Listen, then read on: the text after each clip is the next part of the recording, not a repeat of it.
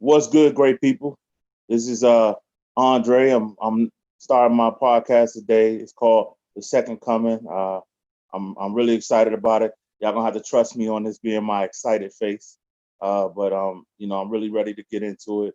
Um, uh, this first this first episode, I really wanted to get into something that's near and dear to my heart, and that's the struggles of social injustice and police brutality that we've been going through as a culture.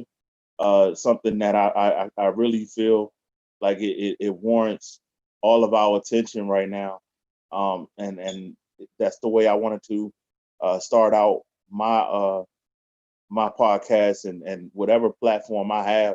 I'm always going to try to bring light and any attention to the plight of our people, and as well as the advancement of our people, which I don't believe is also paid enough attention. As you go with me on this journey, as I just try to have a good time, because of the magnitude of the subject matter that I'm dealing with tonight.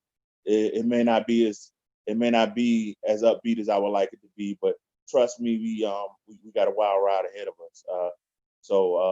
I guess I'll start by telling you a little bit about me. Born and raised in Washington D.C., and I used to have a flair for politics, but I quickly lost that once once I really got into studying and I became a poli sci major.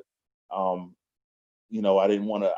I'm the type of person who doesn't like to compromise. And once I realized that every good politician, any politician that's worth their weight is definitely going to have to make some compromises, which I understand. But at the same time, my moral code is something that's very important to me. So I just figured it would be best for me to do something else.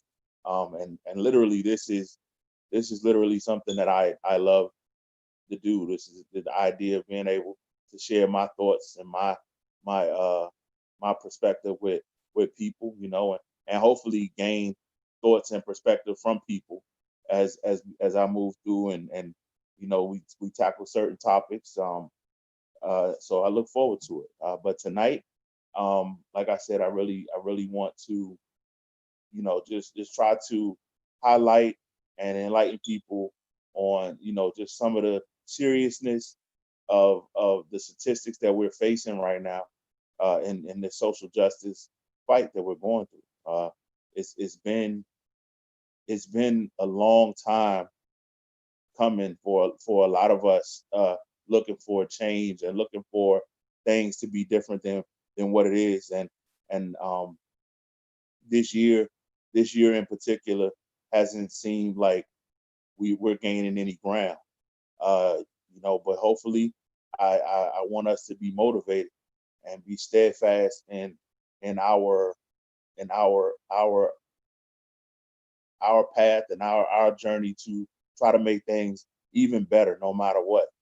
Um, it's definitely uh, negative forces at work, racist people, bigoted people, xenophobic people that want to step on our progress. So, it's definitely a time for us to be able to, pull together and really be able to uplift each other and stand together, stand strong together, and make sure that we always are in a position, where we're supporting one another, because that's the way to keep people from trying to drag us down by using our strength through numbers. So, um, we all know, some of the names, a lot of the names, as I was going over the things that I wanted to talk about this this this week, and talking to different people that I was talking to.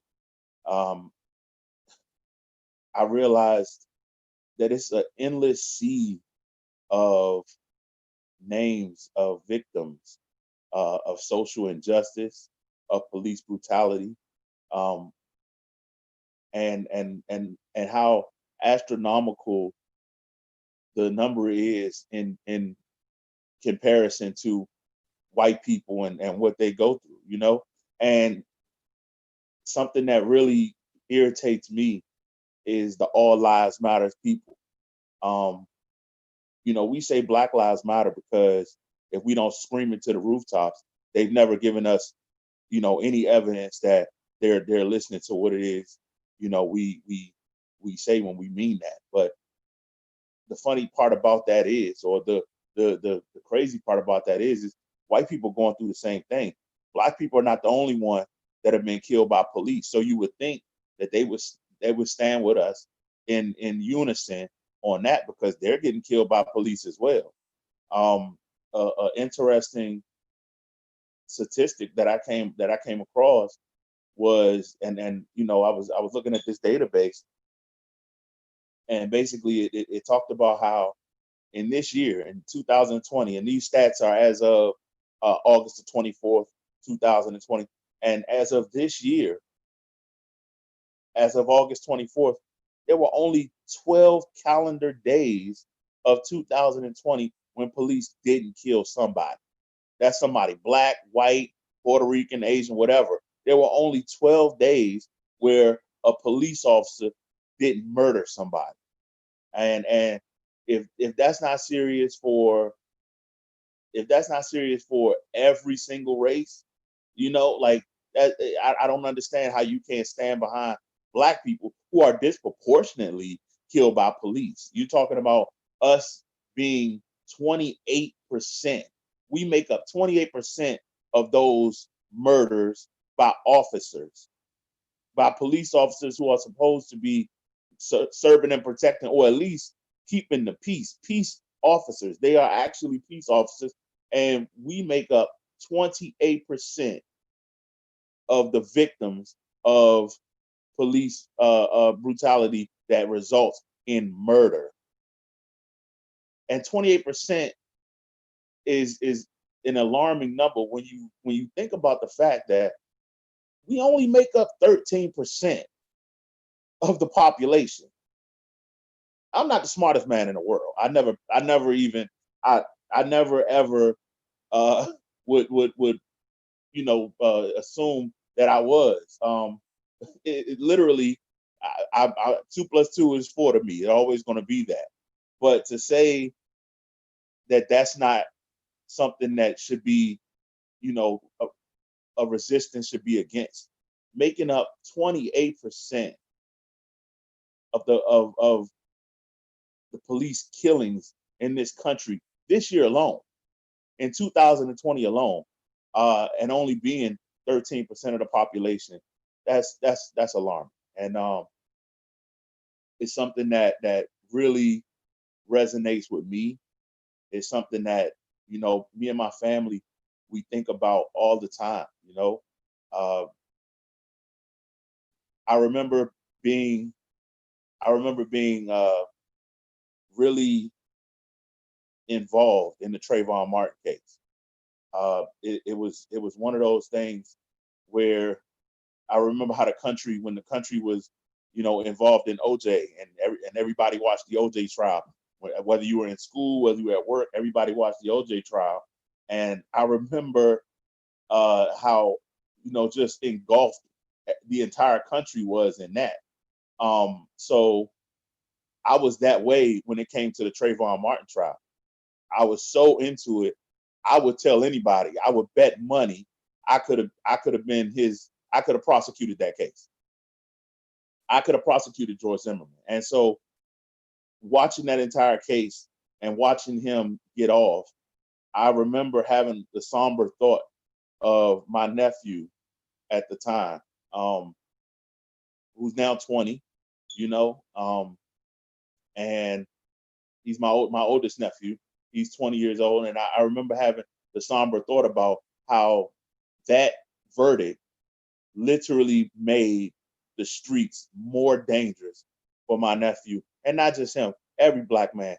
And from that point on, I remember telling a friend of mine that that made me feel like it was open season on black people. If George Zimmerman could get away with murder, we talking about somebody who wasn't a police officer, who wasn't even neighborhood watch. I don't know how you get fired from neighborhood watch. It's a volunteer assignment, but he wasn't even neighborhood watch. And he was actually ordered by the police to stay away from this particular kid. Even when he called that night to tell him he was stalking this kid and eventually would murder him, he was told to stay away from him. Um, how that goes through a court of law and he gets away with that is beyond me. But it lets me know that that is the level of danger that we face in this country. Um, with that being said, it's something that I started to pay more and more attention to. You know, being somebody who was raised in the District of Columbia, and I know there was violence around me. I thank God for my parents who protected us, even when we didn't want to be protected. But I thank God for them because we were surrounded by violence, and as we were growing up, and we felt safe and we felt protected. But everybody can't say that. Um, but then if you fast forward to now, you think about the Botham Johns and the Breonna Taylors who died in their home, victims of police violence resulting in murder in their homes. I mean, it doesn't get any worse than that. When you can't be safe in your own home, not committing a crime, not being on anybody's wanted list, not like they can't call mistaken identity at that point. You're in your home and we got no knock warrants and we got another police officer who was, I guess, tired or drunk or whatever she was and happens to stumble into a man's apartment and shoots and kills him. And you hear the media frame it to talk about how dedicated of an officer she was and her remorse and all this and all that. Hey, that lady called several other officers to try to get her to try to help her clean that up. She tried to cover up her murder, and she was convicted. In all fairness, let me say she was convicted. 10 years. 10 years for a murder and a cover up. If she was black, she would have had the book thrown at her and she would have been thrown under several jails. But, she had the complexion for the protection. And, with that being said, I know a lot of our people are getting frustrated, are getting tired. I'm definitely one of them. I'm definitely one of them. I'm definitely one that has just seen too much of this. And I want better for us. I want more for us. I want us to protect each other. And I'm not saying that revolution is the only way. I'm not saying that the only way is to get out here in the streets and start to crack heads. I'm not saying I don't feel that way often either. I'm not saying like I've been pulled over recently. I've been pulled over recently. As recent last year, I was pulled over, and when I was pulled over, it was actually on Veterans Day. Uh, those who know me know I'm a military veteran. That's not something I typically talk about a lot, but I'm sure we'll get into some of that in later shows. But I typically don't go out for Veterans Day, but this Veterans Day, I decided to go out. Get some of the perks of being a veteran on Veterans Day. And when I did that, I had my veterans card on me. I had my driver's license on me, and I just happened to be riding through a neighborhood. It wasn't late, or I guess not for me. It was holiday weekend. I didn't do any drinking or anything like that. Just grabbing some free dishes, with a couple friends, and I was maybe 5 minutes away from my home, and the police pulled me over. Uh, I it was a black police officer. I immediately asked, well, I'm not gonna lie to y'all, and I'm not no small dude, um, but I couldn't help but to be nervous. And my dad tells me, he just finished telling me about nervous energy and how to use it. And it's funny because even instinctively, my nervous energy was started planning on what I was going to do if it took a left turn. And that's a horrible way for us to have to approach those type of situations. That's a horrible way for us to have to live our lives, and I'm only 5 minutes away from home, and literally, I'm thinking to myself, okay, I, what did I do? So when, of course, when the police comes, when the policeman comes up to the window, I ask, what's the problem, officer? Did I do anything wrong? I said, I don't believe I was speeding, and he actually tells me that I didn't do anything wrong, and I guess he was riding behind me, and he he ran my tags.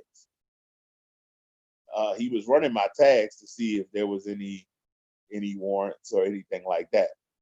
And he come to find out my tags had just gone dead without me knowing. So I'm thinking, having no prior incidents or having nothing, being 5 minutes away from home, I'm thinking, okay, it's not going to be a big deal. Impounded my car. I had to, call for a ride home, and all that. But it was just crazy to. I wonder if I was black, if I was white, would my tags have been ran?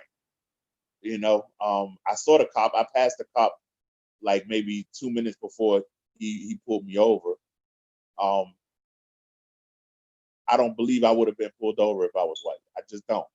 And then to see that, from my license registration, that I was so close to home. I just thought it could have been, and it wasn't like the tags, were dead for months or anything like that. It had just happened, and I get it. I get it's the law, but I just thought, like, he wouldn't have even known that had he not taken the time to run my tags, and he only did that, I believe, because I was driving while black. You know, and it was a little tense moment when he tried to flex on me, and I knew it was going to be a bad situation from that point on. So, we just we trying to live our life, you know, uh, no different than white people, no different than Asian people, or Latino people. We're just trying to live our life, And when you think about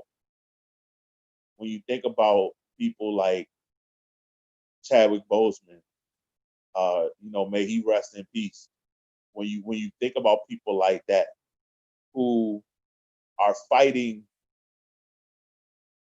diseases and things that we all have to deal with through mortality.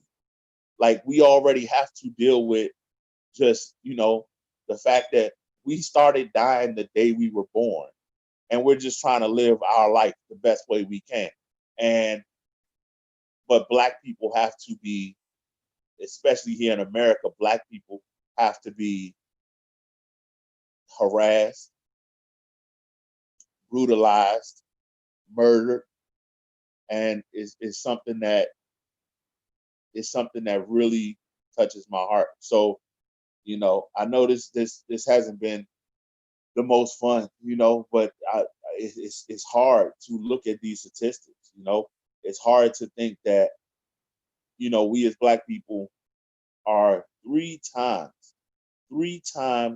more likely to be killed by police than white people. Three times. Three times. White people make up almost 60% of the population. Yet we are three times more likely to be killed by police officers. Guess what? 1.3 times more likely to be unarmed when killed by police officers. I mean, what more compliance can you have but having your hands up? What more compliance can you have but walking away? You have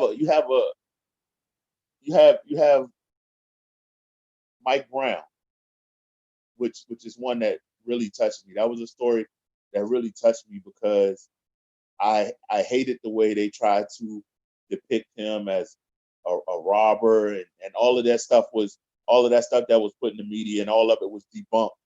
But I hated the way they tried to depict him. And then when you think about it, we've all watched it happen time and after time after time after time again.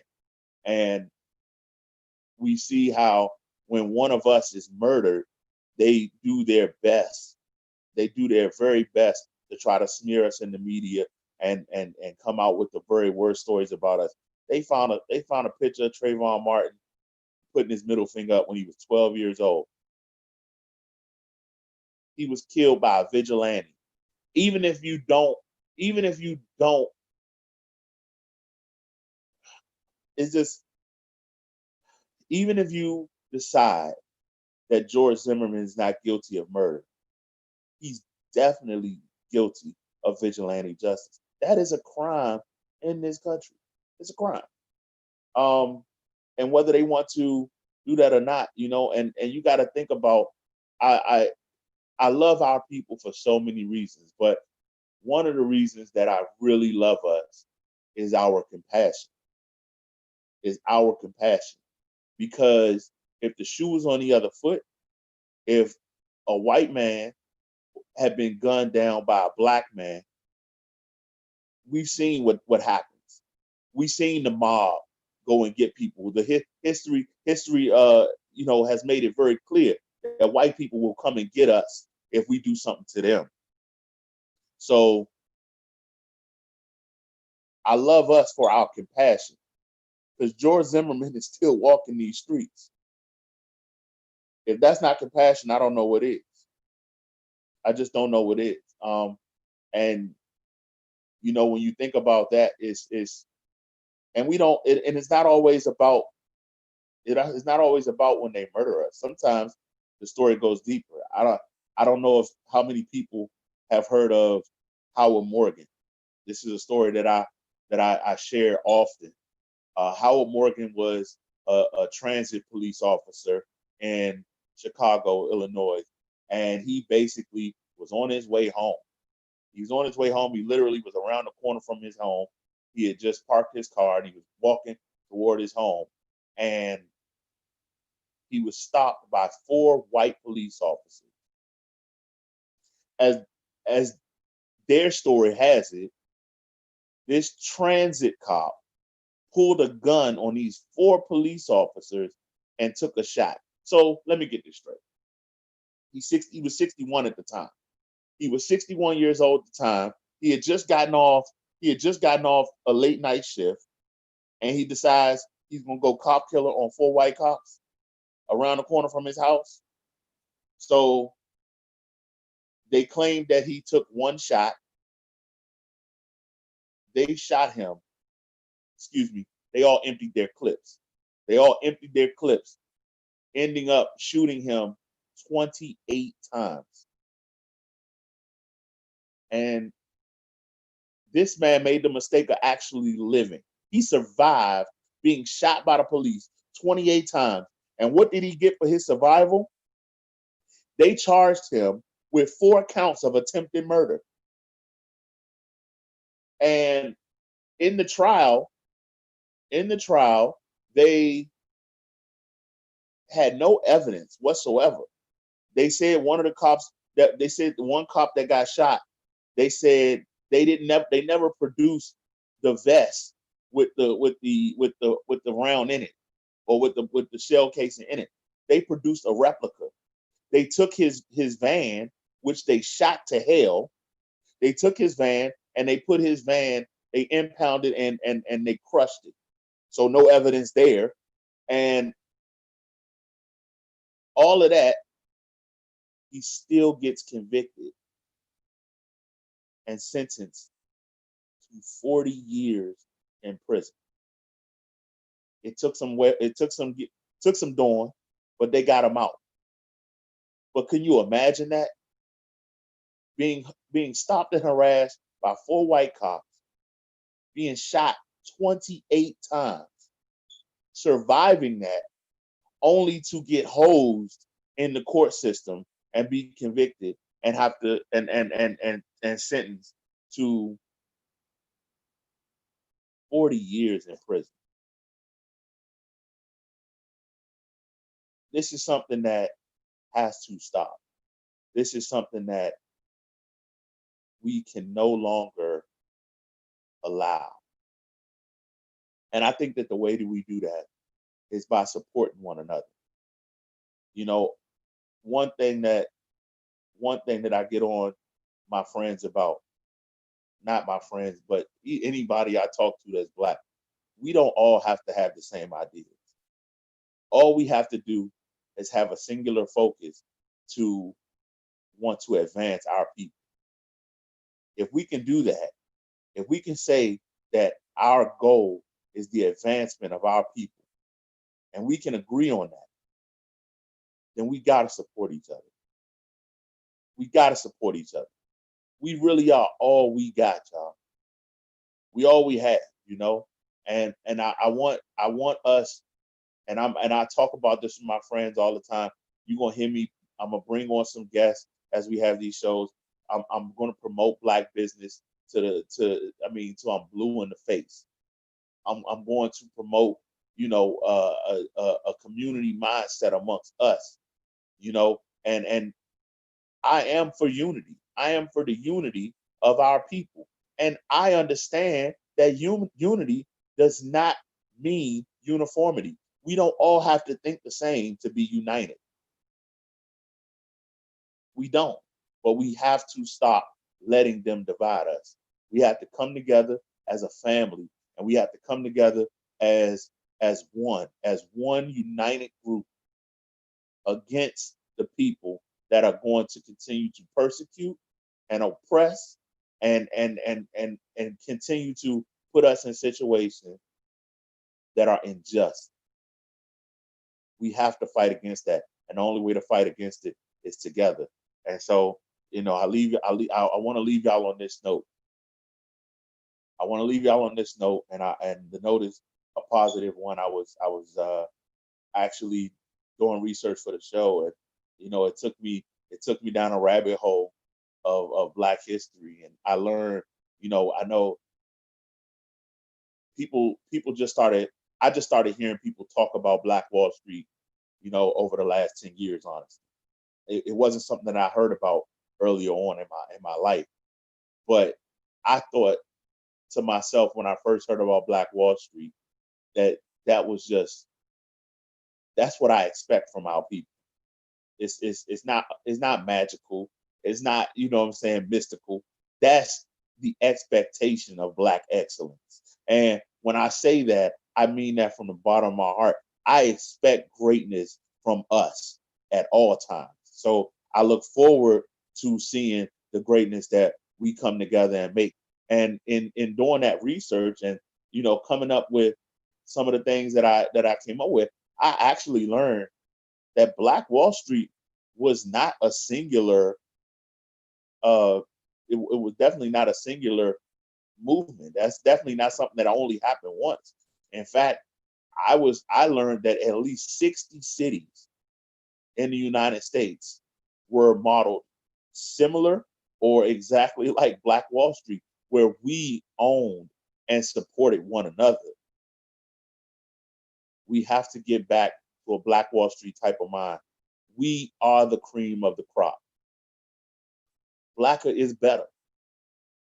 And as long as we believe that, we won't let anybody else step on that. So until next time, guys, it's been a great show. I'm over the moon excited.